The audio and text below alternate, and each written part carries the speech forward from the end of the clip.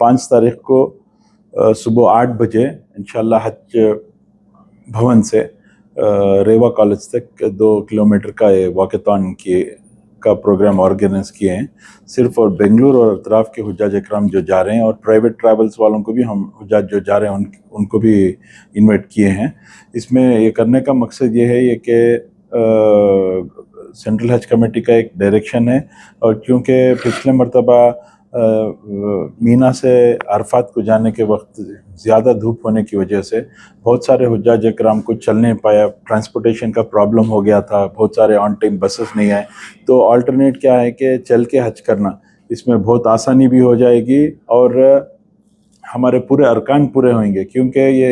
इस्लाम के 5 फ़राइज़ में से ये बहुत अहम फ़राइज़ है, बहुत सालों के साथ ख्वाहिश रख के जाते हैं। तो हमारी ख्वाहिश ये रहती है हज कमेटी ऑफ इंडिया और गवर्नमेंट ऑफ हमारी कर्नाटक हज कमेटी के, हमारे हुज्जाज इकराम जो कोई भी हज पे जा रहे हैं उनके पूरे अरकान आफ़ियत के साथ, आराम के साथ पूरे अरकान कंप्लीट होए, हमारी ख्वाहिश वही रहती है हुज्जाज इकराम को। तो इसको मद्देनज़र रखते हुए हम लोग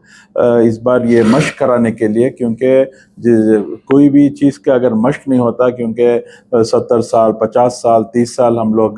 के बाद हमारा फ़राइज़ अदा करने जाते हैं, तो इसलिए आफ़ियत के साथ इनका हज जो है अल्लाह सुब्हान व तआला इनके हज को कबूल फरमाए, ये नीयत से हम लोग ये मश्क करा रहे हैं 2 किलोमीटर। ये सिर्फ 5 तारीख को आके मश्क करके जाने का नहीं, हज को गए तक आप जैसा हमारे सरफराज साहब बताएं कि आपके घरों के पास कोई भी पार्क रहता है, कोई भी जगह रहती है, एक 2 से 3 किलोमीटर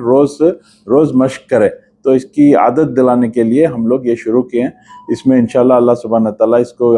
कबूल फरमाए।